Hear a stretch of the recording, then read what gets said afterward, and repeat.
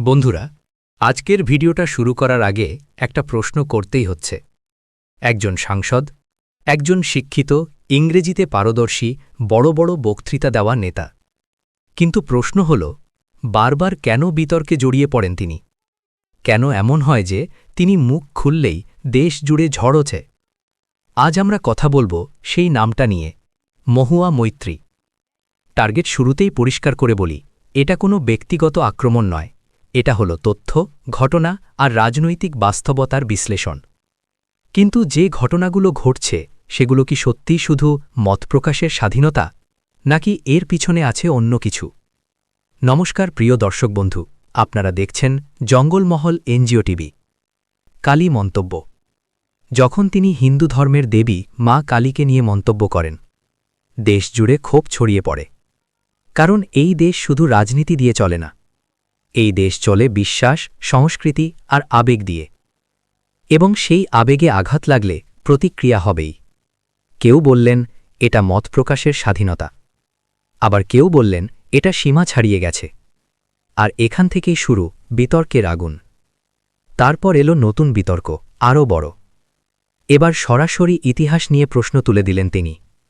মহুয়া মৈত্রী বলেন, বাঙালিরা স্বাধীনতা সংগ্রামে বড় ভূমিকা নিয়েছে, কিন্তু গুজরাতের মানুষ নাকি সেইভাবে অংশ নেয়নি। Bengalis are a very proud race. We led the war on independence against the British. Who were the Gujaratis? When you go to Kalapani, who do you see? 68% of the names of the people who were killed in who were incarcerated in Kalapani were Bengalis, followed by Punjabis. Can you name me one Gujarati who was there? Apart from your big hero, Veer Savarkar, who only wanted to sit and write. এবার তুমি নিজেই ভাবো, মহাত্মা গান্ধী, মোহনদাস করমচাঁদ গান্ধী, পোরবন্দরে জন্ম, অহিংস আন্দোলনের অন্যতম প্রধান নেতা। সর্দার বল্লভভাই প্যাটেল, নাদিয়াদে জন্ম, লৌহমানব নামে পরিচিত এবং বারদৌলি সত্যাগ্রহের নেতৃত্বদাতা। মৃদুলা সারাভাই, বিখ্যাত সামাজিক ও রাজনৈতিক কর্মী। পূর্ণিমাবেন পাকবাসা, গুজরাটের বিশিষ্ট নারী স্বাধীনতা সংগ্রামী। অম্বালাল সারাভাই, স্বাধীনতা আন্দোলনে সক্রিয়। শঙ্করলাল ব্যাংকার, বিখ্যাত গান্ধীবাদী ও স্বাধীনতা সংগ্রামী। এই সংগ্রামীরা ব্রিটিশ শাসনের বিরুদ্ধে লড়াইয়ে গুজরাট তথা ভারতের স্বাধীনতা আন্দোলনে গুরুত্বপূর্ণ অবদান রেখেছিলেন। এই নামগুলো কি ইতিহাস থেকে মুছে ফেলা যায়? এরা কি শুধু গুজরাটের নেতা, নাকি পুরো ভারতের গর্ব? তাহলে প্রশ্ন উঠবেই, এই মন্তব্য কি তথ্যভিত্তিক, নাকি রাজনৈতিক আবেগ তৈরি করার চেষ্টা? সবচেয়ে বড় প্রশ্ন, টাইমিং। এই বক্তব্য কবে আসছে জানো? ঠিক নির্বাচনের আগে, যখন ভবানীপুরে লড়ছেন মমতা ব্যানার্জি আর প্রতিপক্ষ হিসেবে উঠে আসছেন শুভেন্দু অধিকারী। তখন এই ধরনের মন্তব্য কাকতালীয় নাকি স্ট্র্যাটেজি? নমিনেশন জমা দেওয়ার দিন মানুষের ঢল, রাজনৈতিক উত্তেজনা চরমে। অমিত শাহের উপস্থিতি, শুভেন্দু অধিকারীর মিছিল, সব মিলিয়ে একটা জিনিস পরিষ্কার, এই লড়াই আর সাধারণ লড়াই নেই, এটা এখন প্রেস্টিজ ব্যাটেল। আর এর মধ্যেই পুরনো ছায়া ফিরে আসে। কারণ এর আগেও মহুয়া মৈত্রী বড় বিতর্কে জড়িয়েছিলেন। সংসদে প্রশ্ন তোলার বিষয় নিয়ে অভিযোগ, সাসপেনশন, তদন্ত। এই সব কিছু মিলিয়ে একটা প্রশ্ন বারবার উঠে আসছে, কেন বারবার একই নাম বিতর্কে? এখন সবচেয়ে বড় প্রশ্ন আপনার জন্য, একজন নেতা যদি বারবার বিতর্কে জড়ান, তাহলে কি সেটা শুধুই কাকতালীয়, নাকি আমরা ভোটার হিসেবে কিছু বিষয় উপেক্ষা করছি? গণতন্ত্রে কি শুধু জনপ্রিয়তাই শেষ কথা, নাকি দায়িত্ববোধও গুরুত্বপূর্ণ? বন্ধুরা, এই ভিডিওতে আমরা পুরো বিষয়টা ভেঙে দেখব। ইতিহাস, রাজনীতি, বিতর্ক আর বাস্তব সত্য। শেষ পর্যন্ত দেখলে তোমার ধারণা পুরো বদলে যেতে পারে। তাই ভিডিওটা স্কিপ করো না, কারণ সামনে যা আসছে তা আরও চমকে দেওয়ার মতো।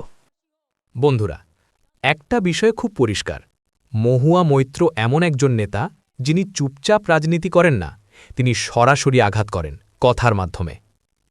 বিতর্ক কি ইচ্ছেকৃত? অনেক রাজনৈতিক বিশ্লেষক বলছেন এই ধরনের বক্তব্য শুধুই ভুল নয়, এগুলো ক্যালকুলেটেড হতে পারে। কেন? কারণ বিতর্ক মানেই মিডিয়া কাভারেজ, সোশ্যাল মিডিয়ায় ভাইরাল, নিজের সমর্থকদের মধ্যে উত্তেজনা। কিন্তু সমস্যা হল এই কৌশল কখনো কখনো বিপরীত দিকেও যেতে পারে।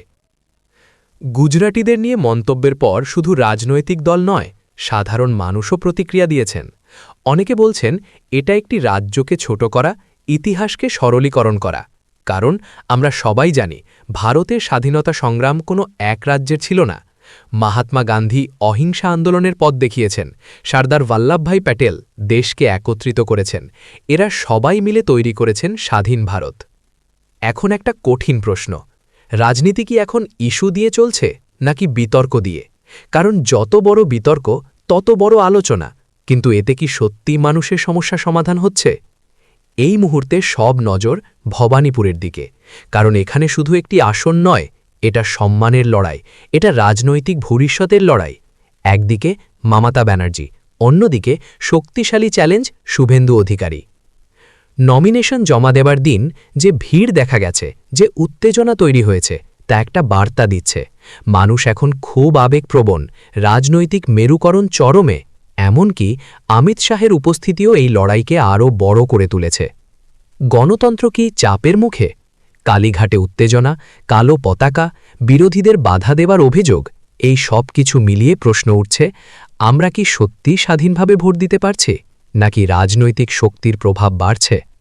গণতন্ত্রের আসল শক্তি হল স্বাধীনতা, সহনশীলতা, ভিন্ন মতকে সম্মান। বন্ধুরা, এখন আসি সবচেয়ে গুরুত্বপূর্ণ জায়গায়। একজন নেতা বিতর্কে জড়াতে পারেন, ভুলও করতে পারেন, কিন্তু যদি বারবার একই ঘটনা ঘটে, তাহলে কি সেটা শুধু ভুল নাকি সেটা একটা প্যাটার্ন? আজকের ভারতবর্ষে সবচেয়ে বড় শক্তি হল ভোটার। আপনি, আমি, আমরা সবাই। আমরা যাকে চাই সে জিতে, আমরা যাকে না চাই সে হারে।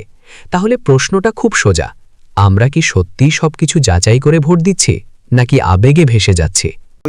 যে কথা বলেছে এটা অত্যন্ত দুঃখজনক কথা, এবং অ্যাবসলিউটলি অল ইন্ডিয়া তৃণমূল কংগ্রেসের সর্বোচ্চ নেত্রী দিদি তিনি এটাকে কন্ডেম করেছেন, এবং it is very painful to entire Gujarati community. উনি কেন এই কথাটা বলতে গেলেন জানি না, কারণ আমাদের বাপুজি মহাত্মা গান্ধী তিনি তো গুজরাটি, আমাদের iron man of India Sardar Vallabhbhai Patel তিনিও গুজরাটি। এরকম অজস্র মানুষ আছেন যারা দেশের স্বাধীনতা সংগ্রামে অংশগ্রহণ করেছেন। এটা অত্যন্ত দুঃখজনক ঘটনা, এবং আমাদের নেত্রী সহ অল ইন্ডিয়া তৃণমূল কংগ্রেস ওনার বক্তব্যকে অ্যাবসলিউটলি কন্ডেম করেছে। ইট ইজ ভেরি পেনফুল, এটা অ্যাবসলিউটলি নট অ্যাকসেপ্টেবল।